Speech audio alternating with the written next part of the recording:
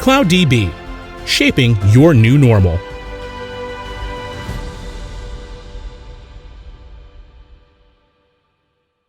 Welcome everyone to the 2021 APEC Groundbreakers Virtual Tour by Apaco UC. This year our event will be the biggest one ever done with 144 sessions, including normal sessions, workshops, and hands-on labs from 100 different speakers over 17 days. Also, it will cover sessions in 4 different languages. Please remember to register to as many sessions as you can. That way you'll be able to watch all the replays of the sessions until December 30, 2021. I would like to say thanks to all Oracle user groups and Java user groups that made this event possible, and also to our main sponsors, Oracle Groundbreakers and CloudDB. Now for today's session, Oracle on Kubernetes 101 by Nelson Calero. Please feel free to ask questions at any time during this session by using the chat window on the right lower corner of your screen. And Nelson will be answering your questions by the end of the session. If you have any issues with the session or with the platform, please feel free to let me know at any time by using the same chat window on the right lower corner of your screen. Saying that, and without any further ado, I leave you now with this amazing session by Nelson Calero. Nelson, the room is yours. Thank you, Francisco, for the kind introduction. Thank you, everyone, for joining the session. I think my audio is going well. So it's just, if there is some problem, please ping me, Francisco. I will focus on the presentation, so I won't be looking at the controls of this webinar. Okay, so well, thank you, everyone. The idea of today's session will be to discuss and review the different options that we can run Oracle on Kubernetes. So we are going to do a quick introduction about myself. I've been working with Oracle since I graduated from university more than 20 years ago, and I've been certified with the different versions and other cloud providers. So right now I work for PTN since about 7 years. PTN is a global company based from Canada and United States. We cover a lot of different technologies, not only Oracle. So the idea of today's session, as I mentioned, is focused also in the process that allows to use easily the database on Kubernetes, which are the operators. So this is something that started earlier this year with the ElCarro operator launched by Google, and later a couple of months ago by Oracle with the Ora Operator. So I am going to show a small demo of using the Oracle Operator on Oracle Cloud for a single instance use case, but there are many more, no? A brief introduction to the topic. I am not planning here to describe everything about Docker or Kubernetes, but just to give you the basis. Now, why are we talking about this? No, well, we all know several years ago when we moved out from using virtual machines, Docker appeared as a way to run a smaller footprint of resources, the same machines that we had previously in VMs.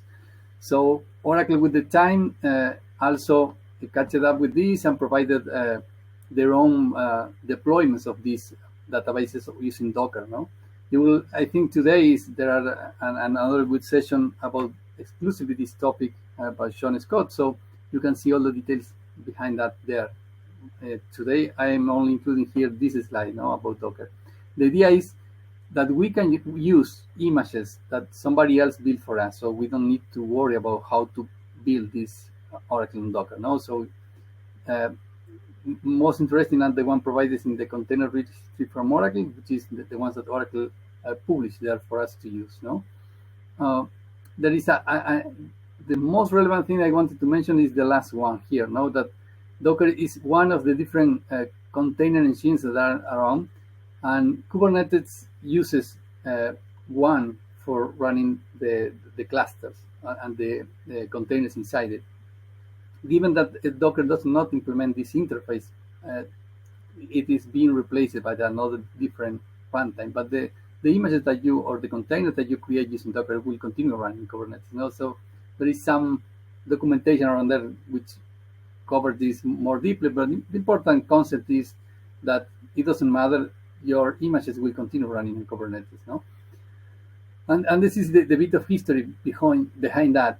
So we were using deployments using hardware, physical hardware, 20 years ago. Then we started to use virtualized environments, where with the idea that a single hardware machine was able to run different versions of different reusing our resources in a better way. But that was a bit heavy, and the containers allowed to reduce this overhead of running the different machines. But in this case, the idea is that Kubernetes adds on the idea of Kubernetes, on the idea of the containers, that it includes more features than just a single machine. It allows you to out of the box to have higher availability, some features to handle scalability easily, allow to deploy applications more easily. So it's like an evolution of what we could do manually with single Docker containers. We have a lot of instrumentation behind this. So this is the diagram from Kubernetes that is come from the official documentation. And you will see here on the right the different components. You have several different things that you could be interested on seeing more in details. Without covering many details about all this, the important part is you have, when you create a Kubernetes cluster with a single command, even in your cloud provider or on the different implementation that can run in your computer, there is some components called the control plane, which is the ones that make sure that everything is working. And then there are nodes. You define how many nodes you want to have in your cluster, and that is what provides high availability for your applications, and the applications will run inside these nodes as pods. So those is like a quick idea of what do you have inside a Kubernetes cluster. So some internal components managed by Kubernetes, where you can you use an API to go to interact with them, and then the nodes where your application is deployed. So that is basically the idea. Of course, there are more interesting things. You can have load balancing, scalability out of the box. So a lot of small details behind here. But I wanted to focus just on the idea of, well, I want to use an Oracle database. What should I do? And then we need to take a look at the operators. The operators inside Kubernetes are extensions that provide a way for everybody to create new resources and code to handle those resources. So this is like an API that is clearly described in these links I am including here. So in this framework, so you will see the custom resources. That is what you could get when you install those operators, and some operations that are provided out of the box for you to reuse. That means that when you deploy an application, you will ask, for example, the classical ones, you deploy a HTTP server, you could just say the URL of the code that implements that, and you want to have that in a specific state, and that will handle everything for you, and you will have monitoring, logging, and everything. So it's the same idea with this. You will have a simple syntax to create the database, and behind the scenes there is a lot of code implemented by the different providers, in this case Oracle and Google, which execute the commands for this to happen.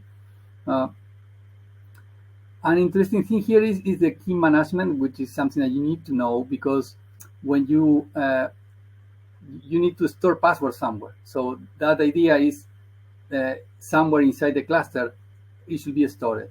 So there are a couple of ways to do that. I will show one example here in this presentation of how to deal with that for the Oracle database.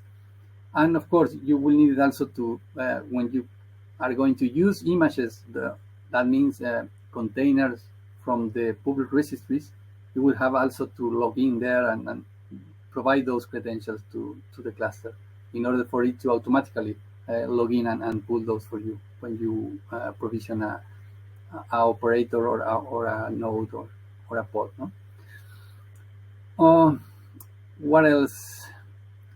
Why? So this is probably the most important thing. No, whenever you start to see there are databases running Kubernetes, so why should I want to do that? No, and I think the easy answer is well, maybe because the technology allows it for it to do it. No, is it a good use case for you to use everywhere? Well, probably not. While discussing with some colleagues about which is really the great thing or the benefit behind this using databases this way, I found this blog post, which I think explains in a simple way the approach. Is basically if you are having a database that can handle the Kubernetes APIs, and you have other projects that needs to use Kubernetes and want to integrate your database with that and have a simple way of managing everything the same way, well, maybe in those cases you could be a good user of this kind of deployment. But if not, well, maybe you will have to do it the traditional ways, or VMs or a managed service in a cluster, in a cloud provider. So I think this topic is still for us who are not, if you are not usually working with Kubernetes and see this kind of features, well, maybe you see like well, an overkill. What do you need this? Well, for now is the technology allows to do it, so it's a good thing to see which is the potential of this. Going to the different implementations, so you have the two operators. One launched in early this year by Google, which is called ElCarro, and the one launched later by Oracle. The key concept behind this, in addition to that you are using this in Kubernetes, is that usually the applications in Kubernetes are like just compute, so you start and stop easily when you need more capacity. But in the database world, you also want the storage to be persistent. You don't want to stop a database and start a new one and lose everything that you have inside. Database use case is a bit different from the typical Kubernetes use cases. So the idea behind of why this is possible to use database inside Kubernetes, because there is a persistent storage, which comes in a volume attached to the container, and is the cluster is able to define that you want to point to a specific volume that is outside of the cluster. So when the cluster is deleted, the volume persists. Of course, again, there are several things behind this. So the single instance is a simple use case because there is no concurrent access to volume. When you have a concurrent access to a volume, you are talking about rack in the case of Oracle. So that is a more complex deployment. Right now, the operators implement simple things, so both are implemented single instance. There are plans for the future to do more complex scenarios, but for now, we have what we can do with Docker, the first stages.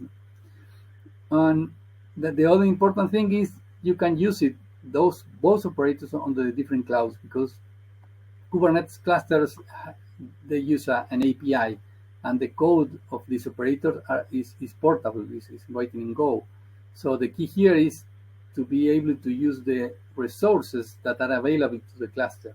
That means that you're running a Kubernetes cluster on Amazon, for example. Well, you need to use a particular volume, which is code created by Amazon to handle volume or persistent storage. In this case, the EBS with this name.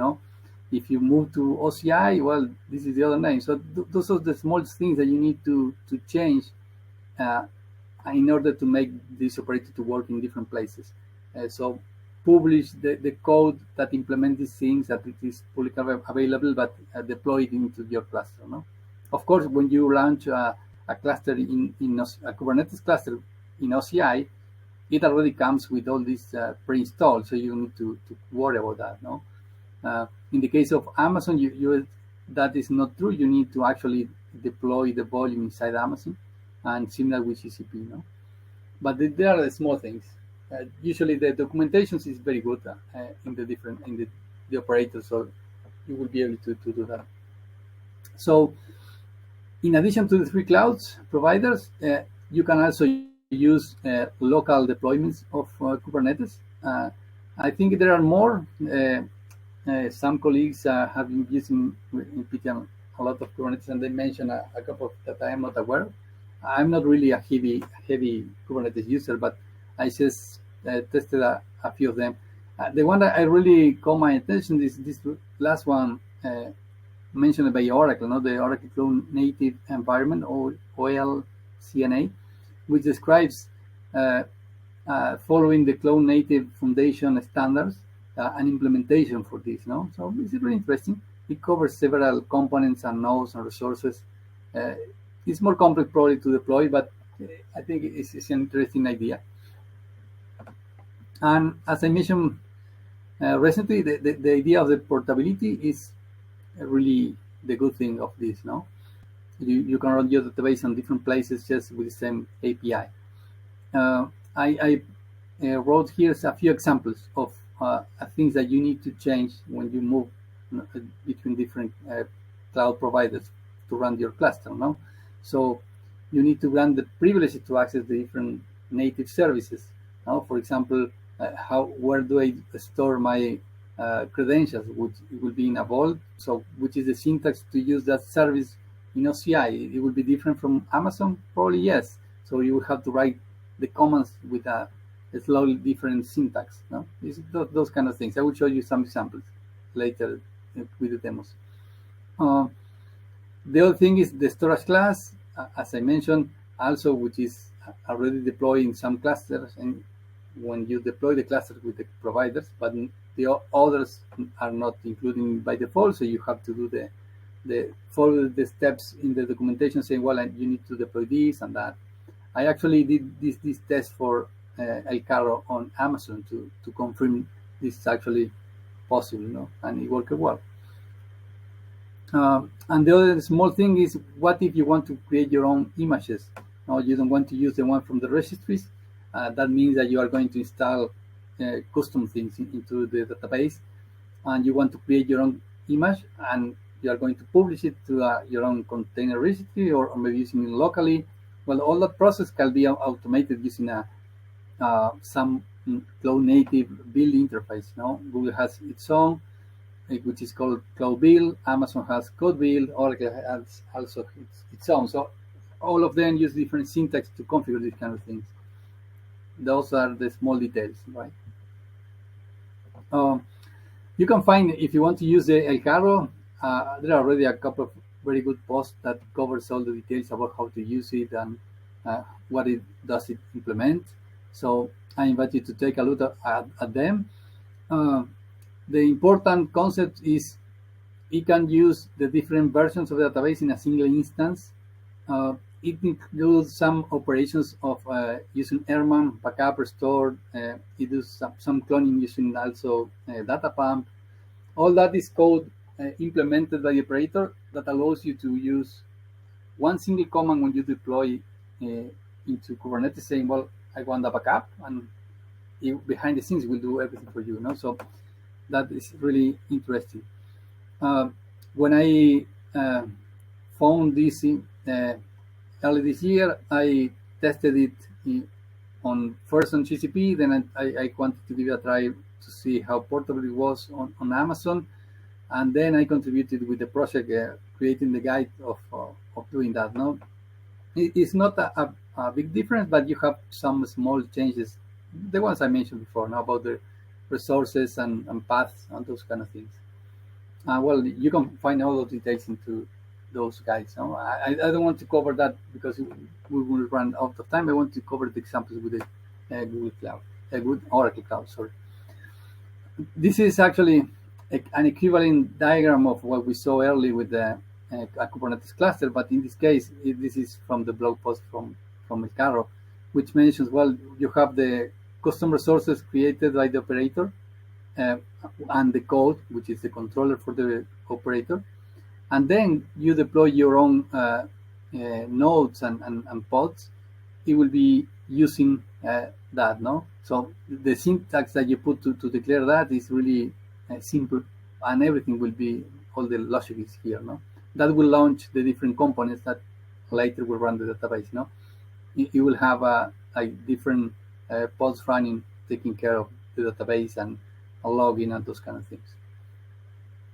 In the case of the Oracle operator, also there are a couple of there is one blog post explaining when it was launched, and there is the documentation in the repository in GitHub.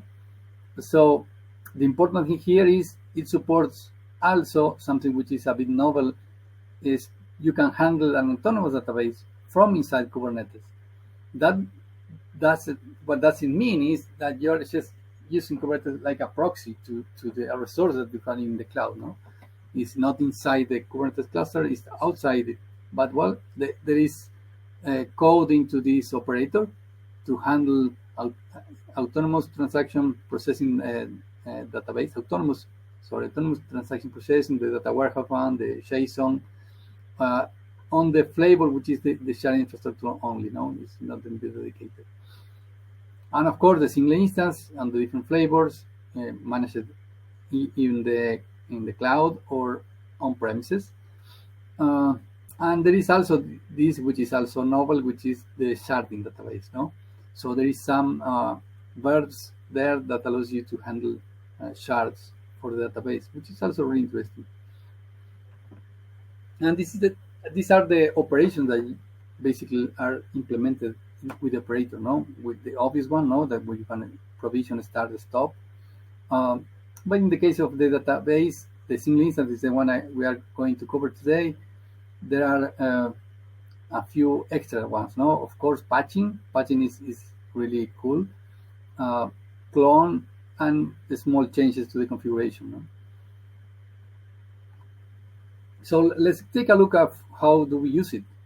So there are a few prerequisites that you need to achieve before being able to deploy your database in your cluster, no? Of course, the first one is you need to have a Kubernetes cluster running. In the OCI, it's easy. You just press a button, say create a cluster, and that will be. The interesting thing is later you launch it first using the console, the web console, and will move to the command line.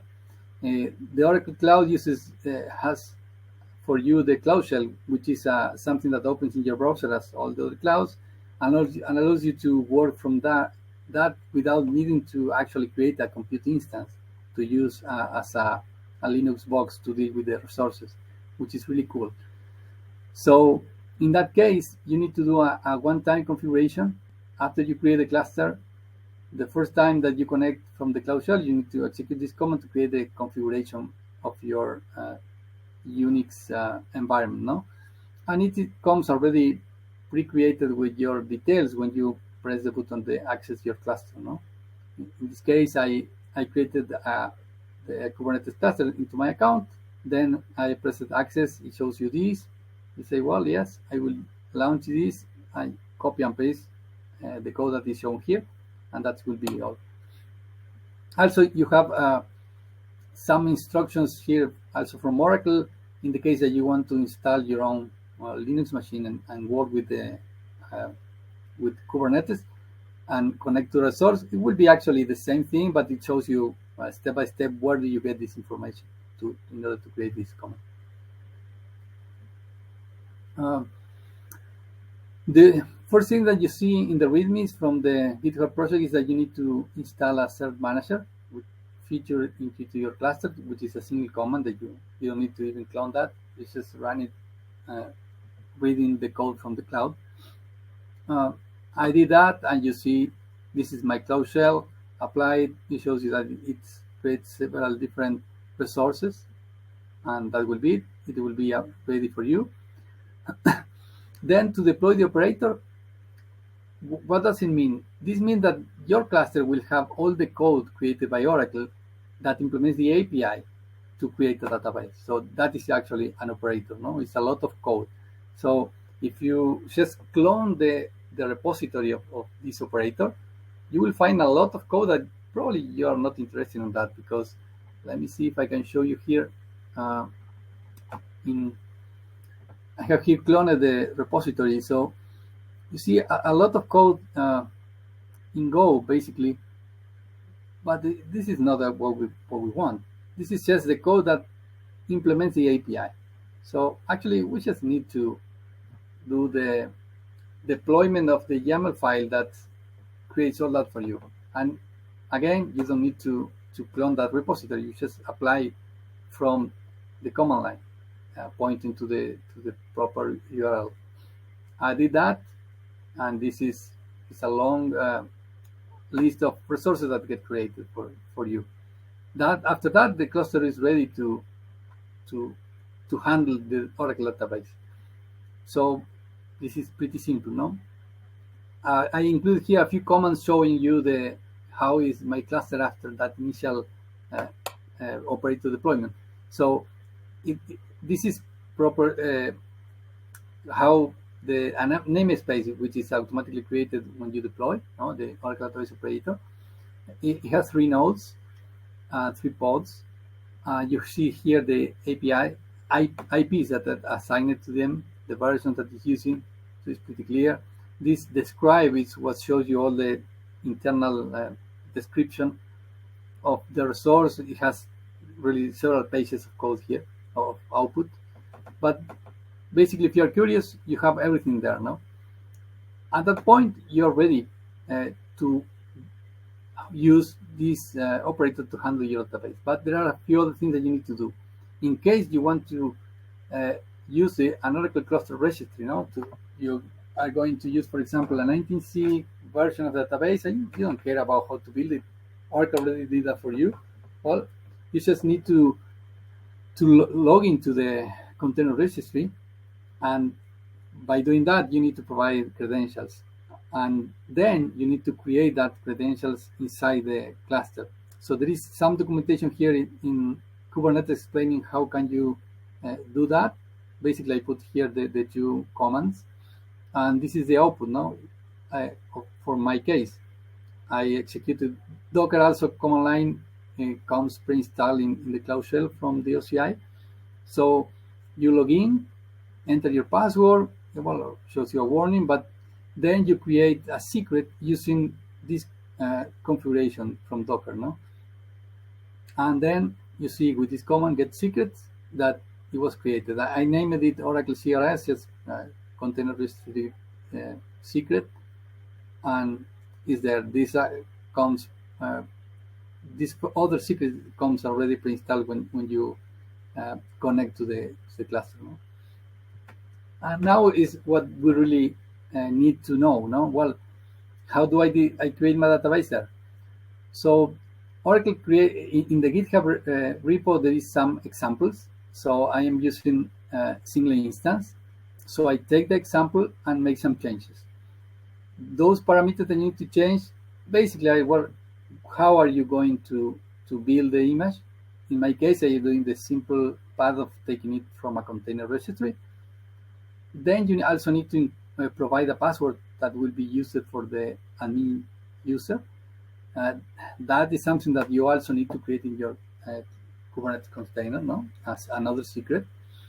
And the other important thing is how you're going to provision the storage.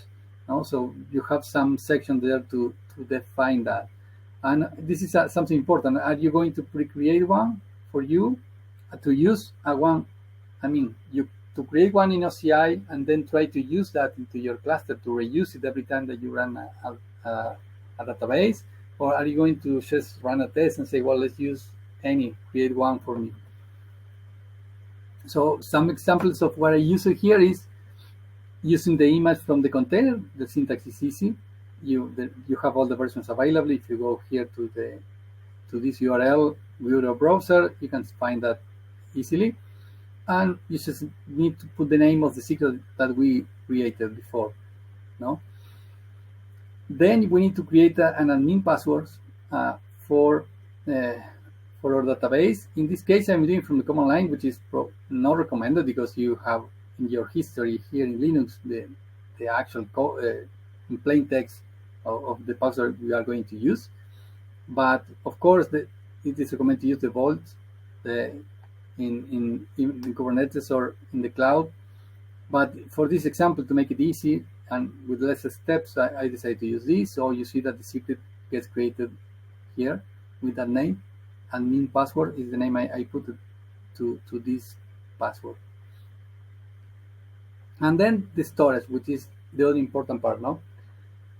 Again, for this example, I used the easiest approach, which is saying, well, let's use the OCI one and the container we created for me, but this will create a new volume. There is a way to create a new volume in the cloud and then attach it to the cluster. I did that just following the examples in this post in this article. You need to create copy the code from there and just change the names. It's pretty simple.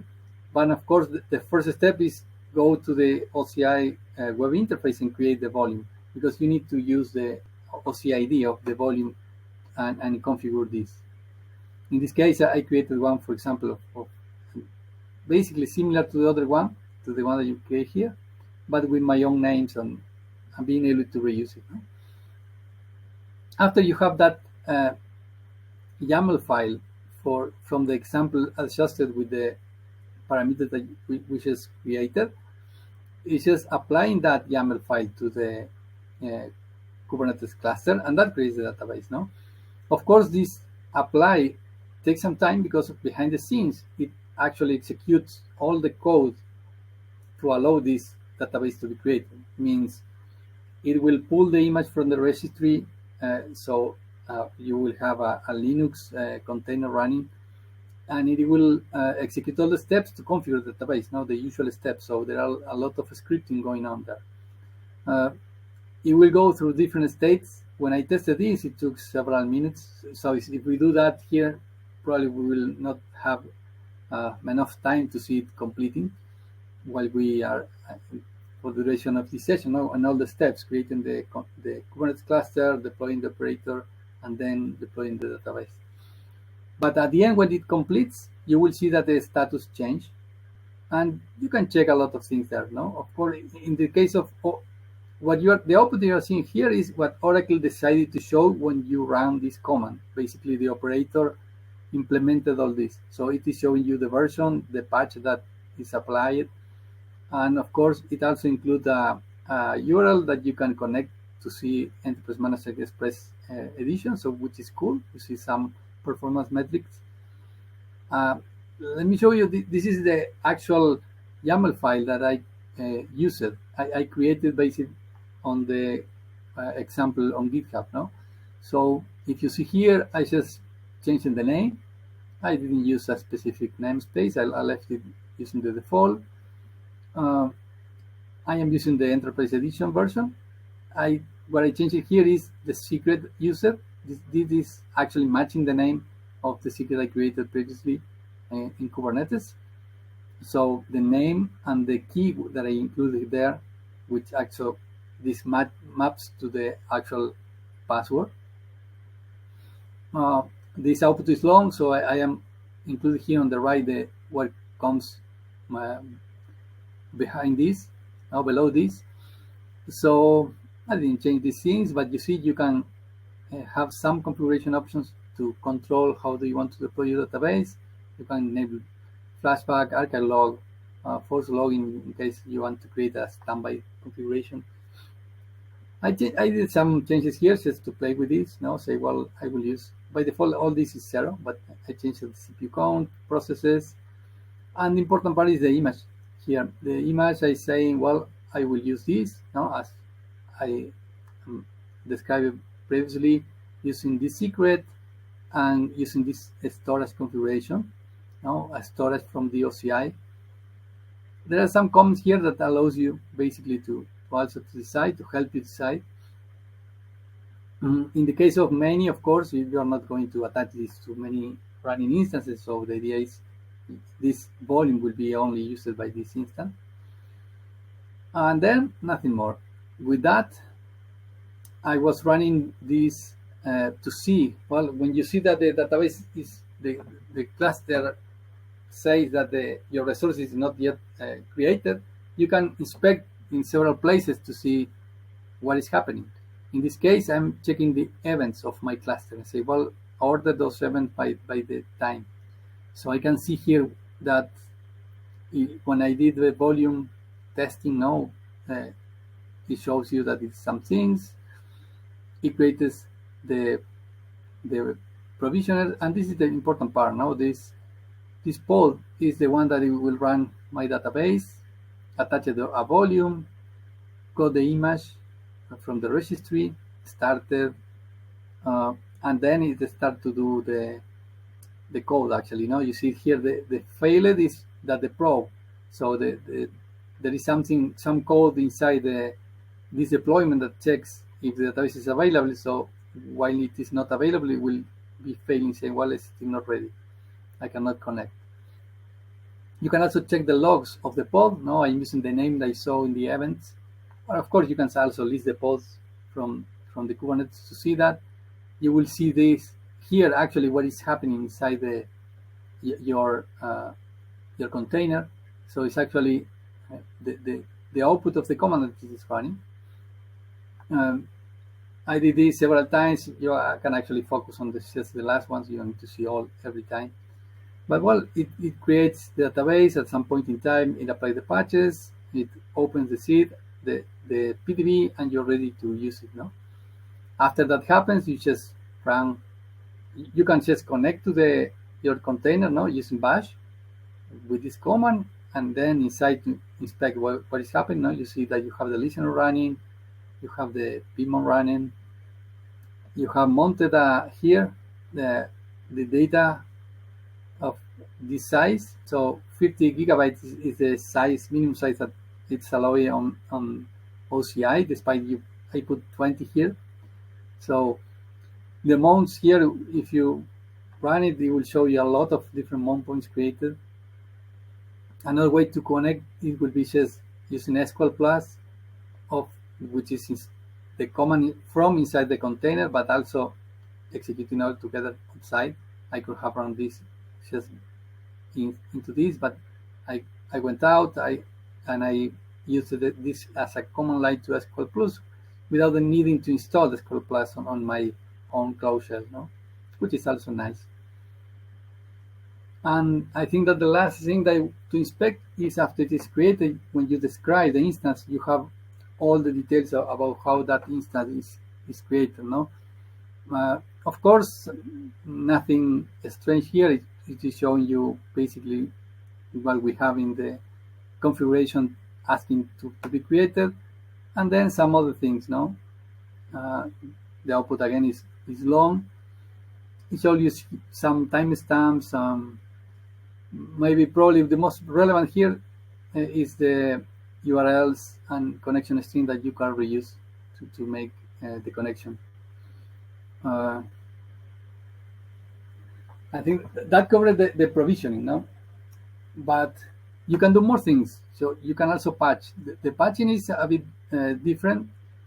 The idea is, the simple idea is you just need to tell to my image now will be using a different version, and with that the release is what will make the start of the post with the new image. There is some code there to handle the patching actually, because you need to apply data patch, not only just to start and stop. All this is here, and there is some code here in the Docker images explaining how can you build your own image if you want to. For example, imagine that you want to create an image that includes custom patches for you. You say, well, maybe I don't want the one from the registry because it doesn't have enough patches for me. But maybe at some point in time later, you store your image in a registry, you upgrade the version, and you need to put again your patches. So you can actually use the scripts here to create your patch, and then use that image to apply to your container. So there are a lot of different scenarios that you can follow here. I think that is like the justification of why do you could need these kind of things, no? But the obvious and simple one could be just, well, let's move from 19C to 21. You just move here the versions and apply the patches. It takes some time, execute the code, and you get it. Now, at some point in time, everything is complete. This is also the kind of things that has a lot of code behind, similar to when you provision initially the database, but you need to do nothing. You just change one attribute. So this is the cool thing of the operators. And I will show you quickly the other available functions of the operator with the other resources. Just try to cover all. I'm not going to show many details of this, but this is the same idea, no? What if you want to provision autonomous database? Well, you have the database or not created. In the case, always you will need your compartment ID. So you need to go to the OCI console, get that, create a secret in Kubernetes to connect. Basically similar idea. What is the password? Store it here. Customize your YAML file with some details. I think the important here thing is, in this case, we are using the keyword compartment ID that will make the apply of this YAML file to provision a new autonomous database.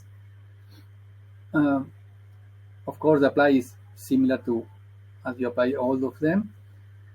And you can check that the database is created, but this is just common OCI commands. So you are going to check by the names or your compartment that is created with the name that you put here. So actually not a big thing.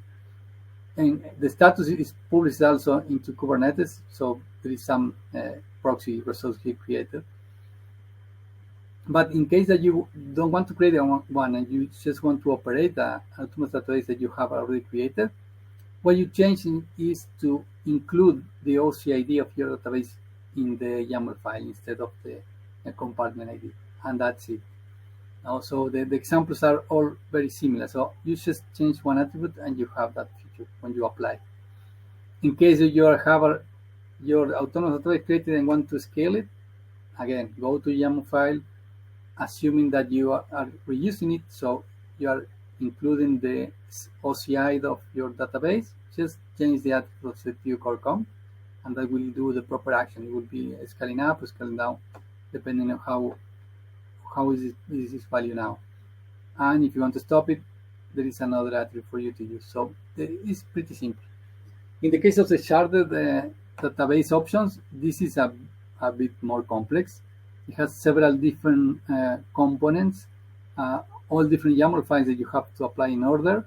But the complexity is not because of how it is implemented, but it's just because of how the sharding works. No, if you wanted to do it outside of Kubernetes, it would be the same. You need to create all those components by hand.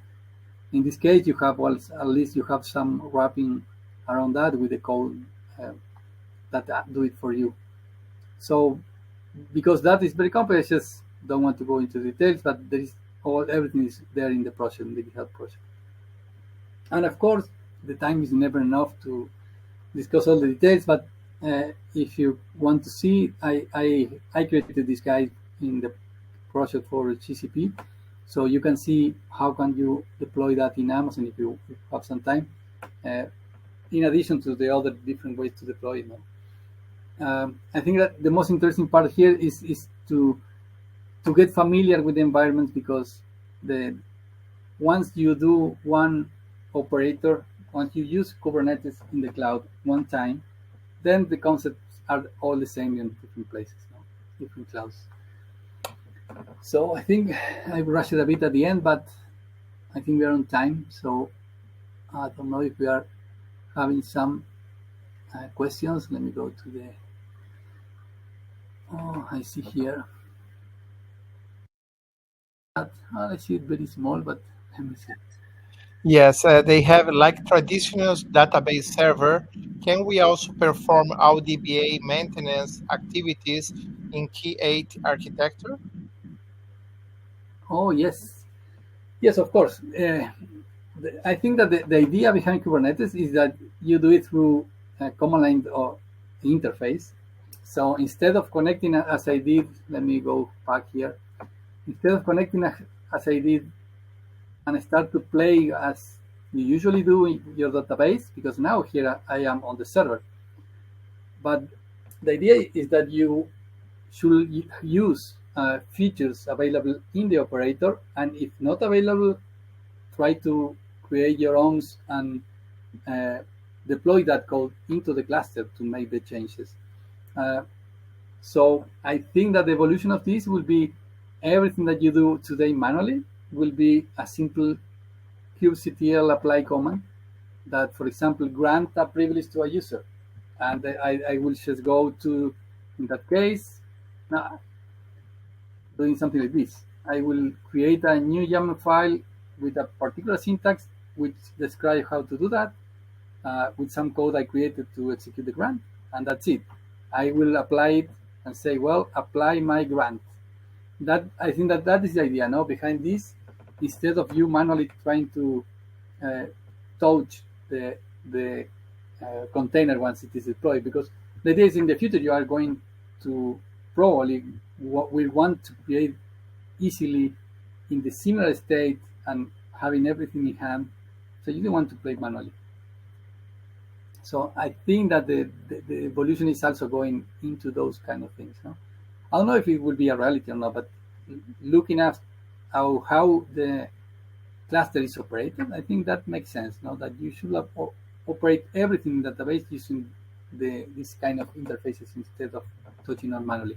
In the case of the ElCarro operator, it already has some of those. No, the Airman backups and restore are great examples. You do some apply just to take the backup.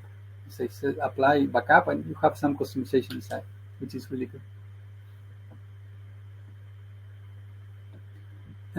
I hope that cover a bit the question. Yes. There is another one. Yes, he says thank you. Okay. Yeah, sorry. My other screen is a bit small, and I see only 2 lines. I need to scroll. Okay. Yeah, it's all good. Thank you so much, Nelson. In the meantime, thank you so much for taking the time in your afternoon, early evening to share your knowledge about these interesting topics with the community in the Asia Pac and also globally. And if anyone is watching the replays, please feel free also to contact Nelson Calero with any questions. You can see in the screen his email and also his Twitter handle that you can get in touch with Nelson with any questions regarding this session, and also his LinkedIn. Okay, yeah. Thank you very much, Francisco, for the invitation. And well, I hope that you find this valuable. Fantastic. No, thank you so much. And please, everyone, take care and be safe. Yeah, same. Bye-bye. All right. Bye, everyone. Have a wonderful evening or afternoon or morning, wherever you are. Bye-bye. CloudDB, shaping your new normal.